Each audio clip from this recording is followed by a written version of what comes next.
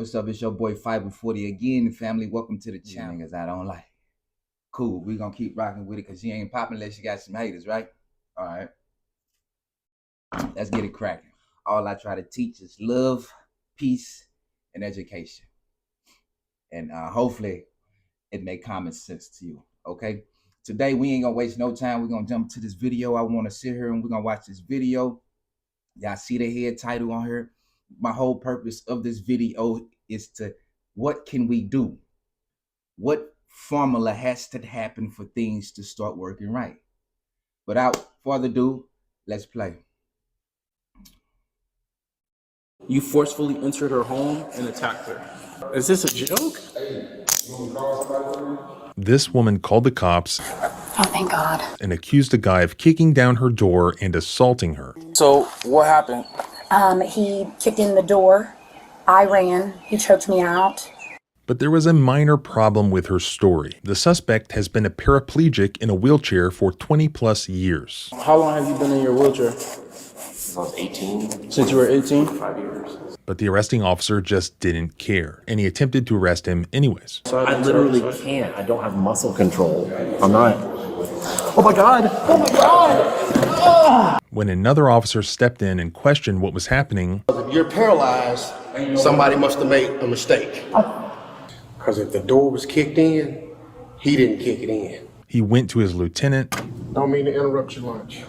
They got a quadriplegic guy up there in handcuffs. Who couldn't be bothered to get up off of his chair, but quickly accused the 100% innocent man who was in fact a paraplegic of lying. Yeah, but it's phony wash. It's a ruse, man. So, I mean, it's an obvious attempt to not to go to jail. So Yeah, but he is f***ed up from the waist below. Thankfully, he ended up not actually being arrested on that warrant. The warrant was eventually dismissed, but only after the story literally ran in the Atlanta TV news market. The crazy lady eventually publicly admits that she's... We're going to stop it right there. So accountability is most definitely is what's important. You understand? Accountability is important. So I got another video to show for you, and we're gonna roll them. And I'm gonna give you my commentary. I'm gonna give you my situation afterwards, okay? And if you got any questions or you have a better solution, drop them in the comments. This is what we're here for. Let's navigate through this together and find a solution to the problem. Now we got another instance of two cops, one doing their job and one trying to slide in to give a pass off to the pedestrian or something.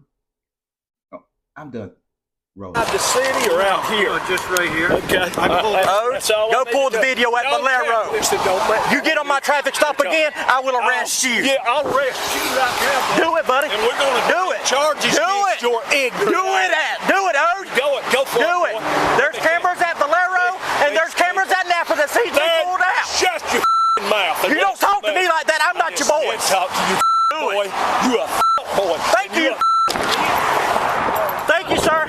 Everybody. Thank you. So some of y'all might be asking, what this got to do with the thumbnail? What this? And if you still asking those questions, Paul, give me a second. I got something else to show you. Give me something else. One of their own after a sergeant is caught on camera putting his hands around the throat of a fellow officer. A Sunrise sergeant has been relieved of supervisory duties and is under investigation following this incident. Police body cam video shows Sergeant Christopher Pulleys put his hands on another officer's throat. The incident happened last year on November 19th. Officers were called to a convenience store along the Sunset Strip. They say Jean-Bernard Similian battered several people and were trying to place him in a patrol car. According to Sunrise Police Chief Anthony Rosa, Similian was resisting officers. He goes on to say in a written statement, once the suspect was inside the patrol vehicle, the sergeant approached and engaged in a verbal altercation with the suspect in a manner that I feel was inappropriate and unprofessional.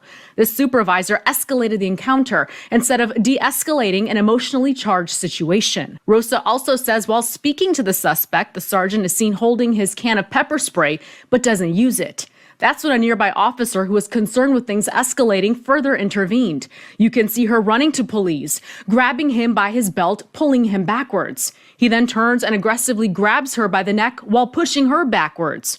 Sergeant Police is then seen on video Now going. You see that? So this next video I'm finna show you is very important because this is not two polices going back and forth, you know, not in the first. This is somebody else in a different position that words and power can influence the change. But you have to start correcting what's in the house first. You understand? So without doing all the extra talking, I'm finna roll it. A jaw-dropping moment at what started as a routine city council ceremony. These deputy sheriffs were being honored in Tamarack, Florida. Among them, Joshua Gallardo, who was named Deputy of the Month. Deputy of the Month. Gallardo stood proudly holding his certificate in the group photo. But what came next took everyone by surprise. I would like to make a comment. A city commissioner, Mike Gellin, took the microphone and called the deputy back. Joshua Gallardo. It's my line. Can you come down for a second? Gallardo is completely blindsided by what happens next. You probably don't remember me, but you're the police officer who falsely arrested me 4 years ago. You lied on the police report. I believe you're a rogue police officer, you're a bad police officer, and you don't deserve to be here. Gallardo's reaction? He gives an awkward thumbs up and walks away. The chamber is stunned into silence. The mayor quickly takes the mic. We appreciate as a whole BSO and everything that you do for us. The other fellow officer, they ain't see shit, I don't know nothing. You got the one brother that actually, I think the only reason he spoke out because he was involved in the situation. It's got to be more corrected inside the house. The fuck you gonna correct the community when the system is fraud and corruption? Come on, man. So, and I hate people that try to. I don't use hate, so I dislike people that try to use this race bait. Oh, it's black and white. Of course, we got some prejudice cop. We got some people that don't understand other cultures. You know what I mean? But more importantly, they just going in and clocking in and doing their job. Because majority of the people that comes in between their partner to correct them, they get fired, suicidal, many things. You know what I mean? The last thing a person that's doing that job, that's the last thing you expect. Now, I don't justify for what Rodney did to the officer, but I'm saying the community has suffered a lot. We suffer a lot. And it don't matter your color. It do not matter your color, your background, none of that. Because when it comes to that blue line in the community, that's the thin line. You hear me? So the blue line gonna have to correct themselves in the things politicking inside their department. You understand? Now, if we did what Rodney did on a domino effect, consciously speaking, you're gonna have officers sitting back and say, it could be me any day. But I understand these people today. So many versus the community is down. So I would love to hear what your thoughts are. Drop them in the comments. Be respectful. And I like solution. I'm a solution-based guy.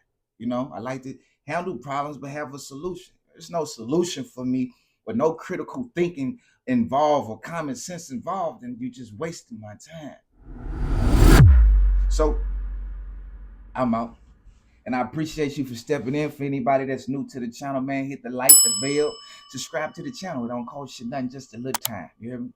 Other than that, I'm out. Love and family, love and peace and education is all I try to preach.